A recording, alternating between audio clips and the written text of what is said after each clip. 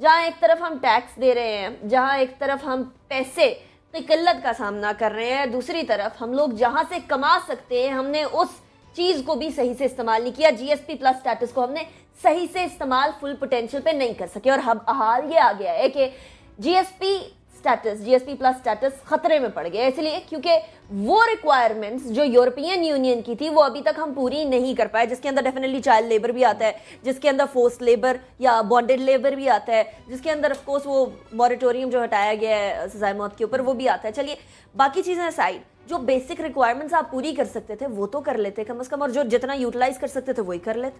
انکا گرچہ کہ ہماری جو مجموعی طور میں ہماری ایکسپورٹ ہے اس کے اندر کوئی خاطر خواہ اضافہ نہیں ہوا, بلکہ اضافہ تو ہوا نہیں ہے. ہم دیکھتے ہیں جو گزشتہ مالی سال کا حکومت نے اعداد و شمار جاری کی حتمی, اس کے مطابق گزشتہ مالی سال میں صرف ہماری جو ایکسپورٹ میں اضافہ ہوا 0.04%, لیکن اس کے اندر ایک امپورٹنٹ فیکٹر تھا جی ایس پی پلس سٹیٹس جو حاصل ہے ہماری مصنوعات کو یورپین منڈیوں کے اندر.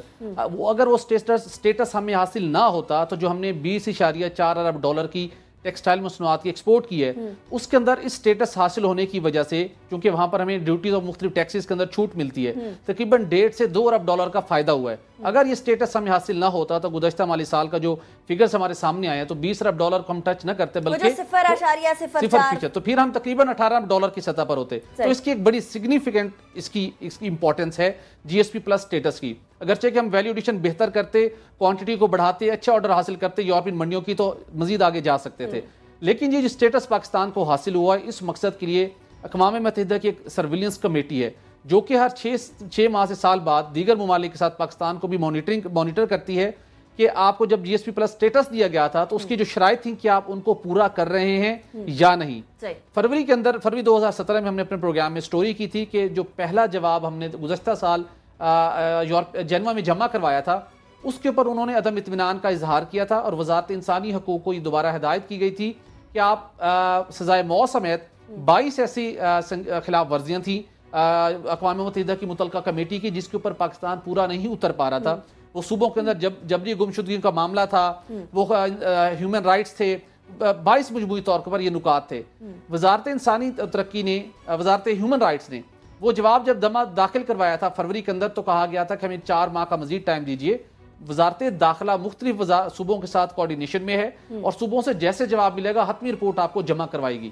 اب ہم ابھی تک حتمی رپورٹ جمع نہیں کروا سکے, اس لیے کہ وزارت داخلہ کہنا ہے کہ کچھ بعض امور کے اوپر, جیسے سزائے موت کا معاملہ ہے اور صوبوں کے اندر جبری گمشدگی کا معاملہ ہے, صوبے اس کے اوپر تعاون نہیں کر رہے. صوبہ سندھ اور خیبر پختونخوا سے تاحال انہیں رپورٹ موصول نہیں ہوئی. اب وہ ٹائم جو تھا, جو جون کے اندر ہم نے اپنی رپورٹ سبمٹ کرنی تھی, وہ ہم نہیں کروا پائے.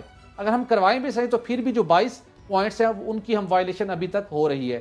اب وزارت تجارت کو, وزارت انسانی حقوق نے انفارم کیا ہے, وزارت خارجہ کو بھی انفارم کیا ہے کہ جس بنیاد کے اوپر آپ کو جی ایس پی پلس کا سٹیٹس ملا تھا اور آنے والے دنوں کے اندر ہم نے اس کو مزید یوٹیلائز کرنا تھا, وہ خطرے کے اندر ہے. چونکہ ہم رپورٹ ایک تو سبمٹ نہیں کر پا رہے, اور اگر رپورٹ سبمٹ کر بھی دیتے ہیں تو اس کے اندر جو ان کی بیسک کنڈیشنز ہیں وہ ہم پوری نہیں کر پا رہے.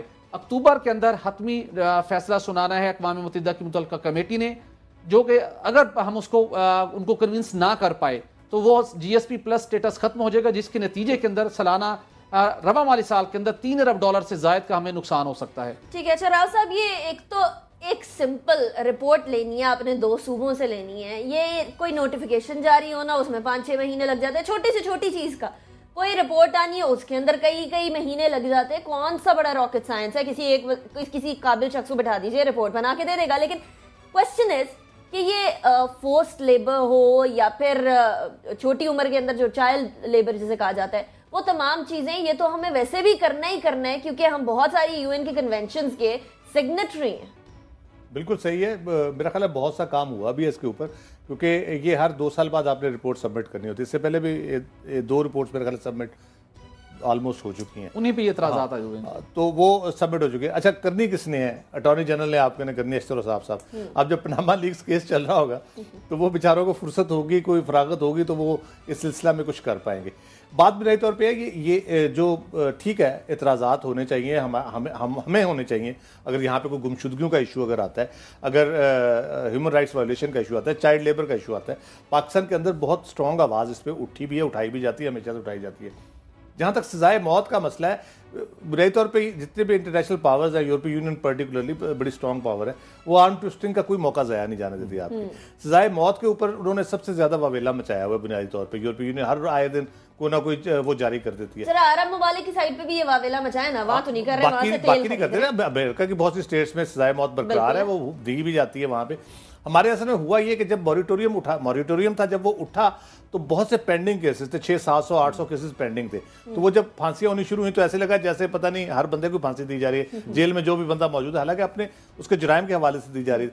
अभी जब वो फेस खत्म हुआ तो अब नॉर्मली जो ज्यादा टेररिज्म के केसेस हैं उसमें ये दी जा रही है। आर्म ट्विस्टिंग हम इसलिए कह रहा हूँ कि एक उन्होंने जो आपको वो कह मुख्तलिफ चीज़ों के ऊपर जो कह रहे हैं, एक चीज़ जो पब्लिकली नहीं कहते, वो ये भी कहते हैं कि आप इसराइल और भारत से ताल्लुकात आपने नॉर्मलाइज करें।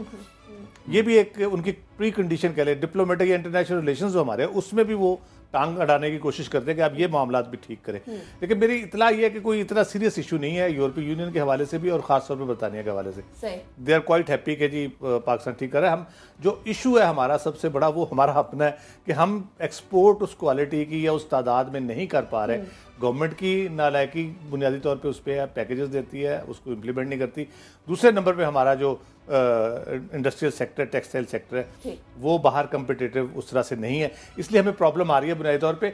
ये इतना सीरियस इशू नहीं है, इसको हम एड्रेस कर सकते हैं। और हम पाकिस्तान में ह्यूमन राइट्स की सिचुएशन इंडिया से कहीं ज्यादा बेहतर है। अगर सुबह रिपोर्ट्स जमा करवाते हैं कहीं ज्यादा बेहतर है। अब लेकिन रिपोर्ट्स ही कोई जमा करवाने को तैयार नहीं। जिस किस्म की अभी बरतानिया में शुरू हुई है ये एसिड थ्रोइंग और इस किस्म की या हेट क्राइम जो शुरू हुए हैं अमेरिका में शुरू हुए हैं, ह्यूमन राइट वायलेशन में ऑलमोस्ट हुआ थी। स्टेट लेवल पे नहीं है लेकिन पब्लिक लेवल पे अगर है, लेकिन एक चीज़ वहाँ पे इरप्ट हुई है। तो उससे तो हमारा उस तरह तो हमारा नहीं है। अकलियतों के हवाले से अगरचे एतराज़ात होते हैं लेकिन इस लेवल पे हमारा ये सिचुएशन नहीं है। फिर दूसरी बात ये, हम जिस फेज से गुजरे वो भी मद्देनजर इंटरनेशनल कम्युनिटी को रखना होगा कि हम वार ऑन टेरर कर रहे हैं, इतने अरसे से कर रहे हैं, उसमें बहुत सी चीजें ओवर स्टेपिंग समटाइम्स हो जाती है। ठीक है, चलिए, बहुत सारे चैलेंजेस हैं, उससे बर्दाश्त है पाकिस्तान, उसको कुछ ना कुछ सख्त इकदाम तो उठाने ही पड़ेंगे। ये बात तमाम दुनिया को भी जानना होगा। लेकिन कुछ डेफिनेटली रिपोर्ट जो हम लोग ताखीर का शिकार कर रहे हैं उस रिपोर्ट को, वो भी जरा हमारी तरफ से भी होनी चाहिए।